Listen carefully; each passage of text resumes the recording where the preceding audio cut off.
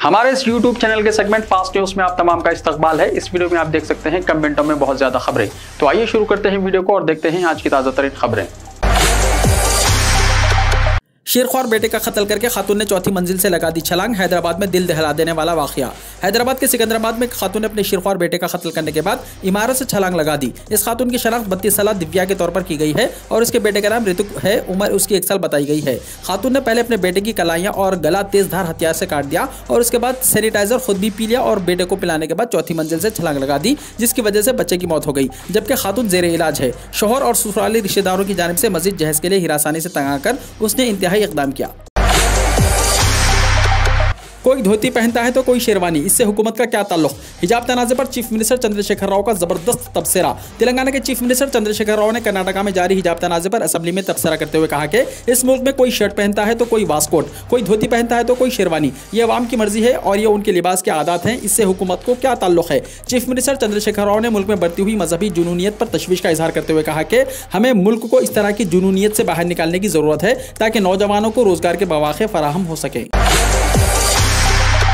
Telangana BJP के 3 अरकान की मुअत्तली बहाल करने से स्पीकर असेंबली का इनकार। तेलंगाना असेंबली के स्पीकर पी श्रीनिवास रेड्डी ने ऐवान असेंबली से मुअत्तल करता बीजेपी के 3 अरकान असेंबली की मुअत्तली बहाल करने से इनकार कर दिया। इस खुसूस में बीजेपी के 3 अरकान असेंबली ई राजेंद्र, राजा सिंह और रघुनंदन राव तेलंगाना हाईकोर्ट के मशवरे पर आज सुबह असेंबली पहुंचकर स्पीकर से मुलाकात की और मुअत्तली को बहाल करने की दरख्वास्त की। तहम स्पीकर ने इनकी दरख्वास्त को मुस्तरद कर दिया और इन तीनों को इहाते असेंबली से बाहर चले जाने की हिदायत दी। स्पीकर ने इन अरकान असेंबली को मीडिया पॉइंट पर बातचीत करने की भी इजाजत नहीं दी, जिस पर ये तीनों अरकान असेंबली से बीजेपी के दफ्तर रवाना हो गए। आज असेंबली इजलास का आखिरी दिन है। आखिरी दिन ऐवान में बैठने की इजाजत देने की दरख्वास्त को स्पीकर ने मुस्तरद कर दिया। ट्रैक्टर नहर में गिर पड़ा, ड्राइवर शेख इमाम जाँ बहक। ट्रैक्टर नहर में गिरने की वजह से ड्राइवर शेख इमाम की मौत वाक़ हो गई। तफसीलात के मुताबिक खानापुर के करीब वाक़ मौजा मुस्कापुर के पास यह हादसा पेश आया। हादसे में ट्रैक्टर ड्राइवर 42 साल शेख इमाम साकिन करीम कॉलोनी की मौत हो गई। यह हादसा उस वक्त पेश आया जब वो कंक्रीट लाने के लिए जगत्याल जा रहे थे। पसमानदगान में अहलिया के अलावा 2 बच्चे शामिल हैं।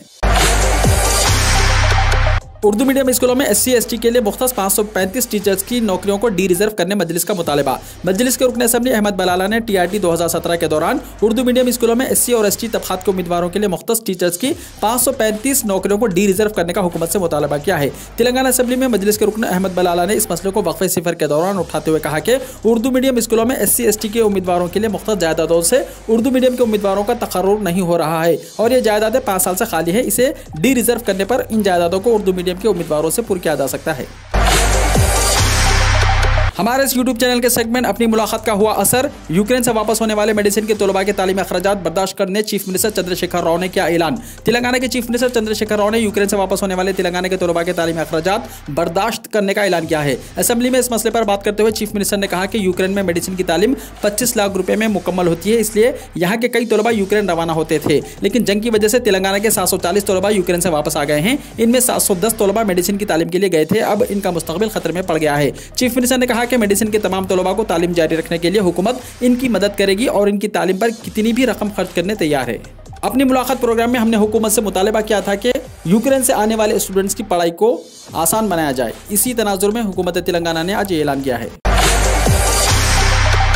हिजाब फैसले पर असदुद्दीन ओवैसी का रद्द-ए-अमल। बैरिस्टर असदुद्दीन ओवैसी सदर कुल हिंद मजलिस इत्तेहादुल मुस्लिमीन और रुकन पार्लियामेंट हैदराबाद ने कर्नाटक हाईकोर्ट के हिजाब से मुताल्लिक फैसले पर रद्द-ए-अमल जाहिर किया है। उन्होंने ट्वीट किया कि मैं हिजाब पर कर्नाटक हाईकोर्ट के फैसले से मुत्तफिक नहीं हूँ। फैसले से इख्तिलाफ करना मेरा हक है और मुझे उम्मीद है कि दरख्वास्त गुजार सुप्रीम कोर्ट के सामने अपील करेंगे। मैं ये भी उम्मीद करता हूँ कि दीगर मजहबी तंजीमें भी इस फैसले के खिलाफ अपील करेंगी।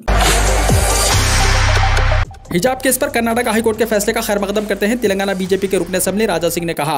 तेलंगाना बीजेपी के रुकन असेंबली राजा सिंह ने हिजाब पर पाबंदी से मुताल्लिक कर्नाटक हाईकोर्ट के फैसले का खैर मकदम किया है।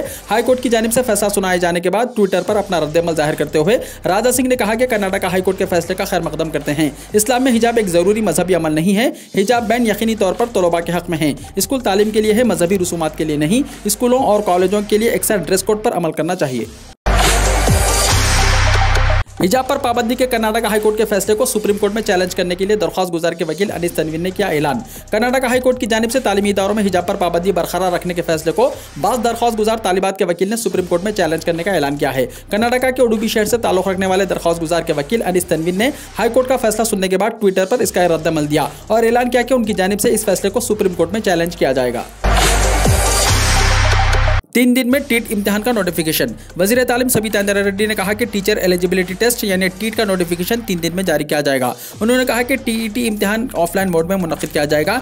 टीट के बाद ही टीआरटी मुनक्किद किया जाएगा। वजीर तालीम ने इंग्लिश मीडियम में तालीम देने वाले असातिज़ा के लिए ऑनलाइन ट्रेनिंग क्लासेस का आगाज़ किया। बाद अज़ां सबीता ने कहा कि हम अगले साल से रियासत के तमाम सरकारी स्कूलों में इंग्लिश मीडियम क्लासेस शुरू कर रहे हैं। SCERT और अजीम प्रेम जी यूनिवर्सिटी के ज़ेर एहतमाम इंग्लिश मीडियम असातिज़ा को 2 मरहलों में 9 हफ्ते तक तरबियत दी जाएगी।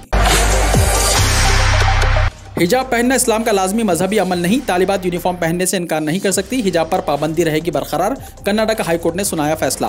कर्नाटक हाई कोर्ट ने तालीमी इदारों में हिजाब पर पाबंदी बरकरार रखते हुए इसको चैलेंज करने वाली मुख्तलिफ अर्जियों को खारिज कर दिया है। हाई कोर्ट ने कहा कि हिजाब पहनना इस्लाम का लाजमी मजहबी अमल नहीं है। उडुपी की मुस्लिम तालिबात ने कर्नाटक हाई कोर्ट में अर्जी दायर करते हुए स्कूलों में हिजाब पहनने पर आयद पाबंदी को चैलेंज किया था। अदालत ने तालिबात की कई अर्जियों को खारिज करते हुए कहा कि तालिबात स्कूली यूनिफॉर्म पहनने से इनकार नहीं कर सकती। स्कूल यूनिफॉर्म का नुस्खा सिर्फ एक माकूल पाबंदी है जिस पर तालिबात एतराज नहीं कर सकते। कर्नाटक हाई कोर्ट ने कहा कि यूनिफॉर्म पहनने के लिए हुकूमत को अहकाम जारी करने का हक हासिल है। हिजाब पर अदालत का फैसला, इस्लामी तालीमात के खिलाफ और शरई हुक्म के मुग़ायर। All India Muslim Personal Board ने कहा कर्नाटक हाई कोर्ट ने हिजाब के सिलसिले में जो फैसला दिया है वो इस्लामी तालीमात के खिलाफ और शरई हुक्म के मुग़ायर है। अदालत का यह फैसला दस्तूर की दफ़ा 15 के भी खिलाफ है जो मजहब, नस्ल, जात पात और ज़बान की बुनियाद पर हर किस्म की तफरीक के खिलाफ है। जो अहकाम फ़र्ज़ या वाजिब होते हैं वो लाजिम होते हैं और इनकी खिलाफ वर्जी गुनाह है। इस लिहाज से हिजाब एक लाजमी हुक्म है। अगर कोई इस हुक्म पर अमल ना करे तो वो इस्लाम के दायरे से नहीं निकलता, लेकिन वो गुनहगार होता है। इस वजह से यह कहना दुरुस्त नहीं है कि हिजाब इस्लाम का लाजमी हुक्म नहीं है। इन ख्यालात का इजहार all India Muslim Personal board के जनरल सेक्रेटरी ने किया। हिजाब इस्लाम का जुज़ो लाजिम, अदालत मजहब ना सिखाएं, OMA सलाम ने कहा। पॉपुलर फ्रंट ऑफ इंडिया के चेयरमैन OMA सलाम ने हिजाब पर पाबंदी के खिलाफ दायर करदा दरख्वास्तों को खारिज करने के कर्नाटक हाई कोर्ट के फैसले पर गहरी तशवीश का इजहार किया है। कर्नाटक हाई कोर्ट का मुस्लिम तालिबात की अर्जी को खारिज करना और इस बात को बरकरार रखना कि हिजाब इस्लाम का ज़रूरी हिस्सा नहीं है इंतहाई तशवीशनाक है। यह फैसला बुनियादी हुकूक और तकसीरियत के आईनी इक़दार की रूह के खिलाफ है।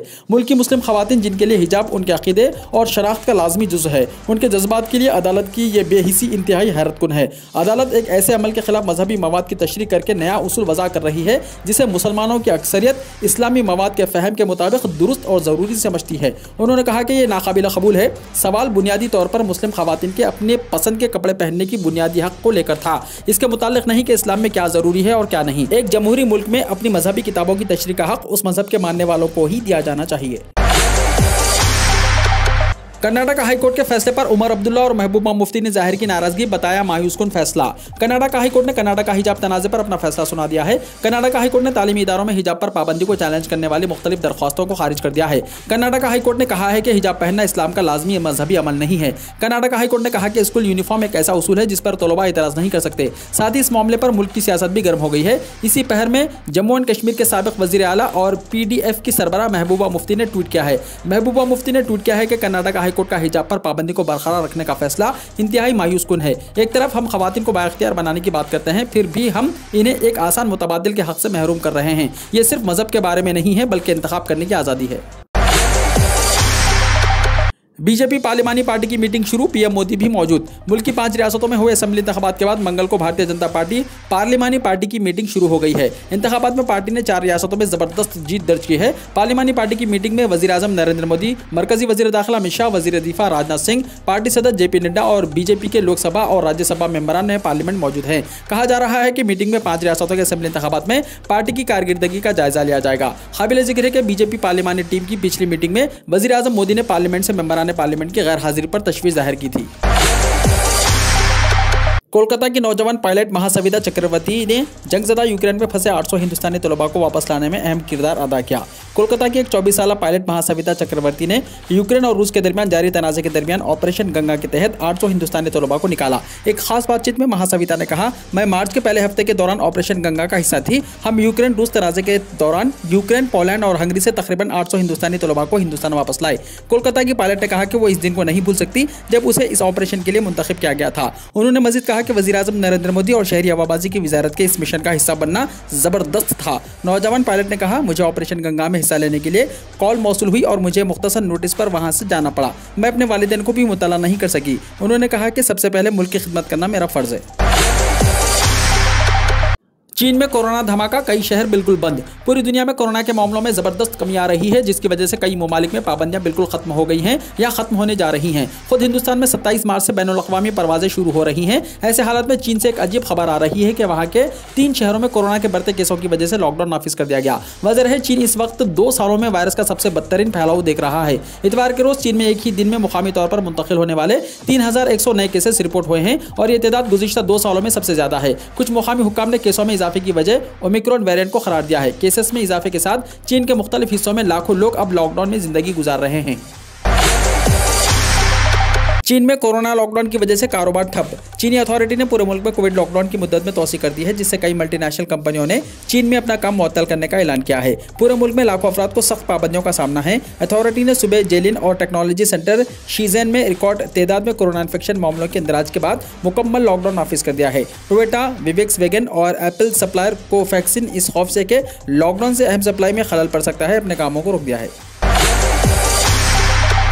वीडियो को लाइक शेयर कीजिए और हमारे इस YouTube चैनल को सब्सक्राइब करते हुए इसके बेल आइकॉन को भी प्रेस कर लीजिए ताकि ऐसी ही ताज़ा तरीन खबरें आइंदा भी आपको मिलती रहे।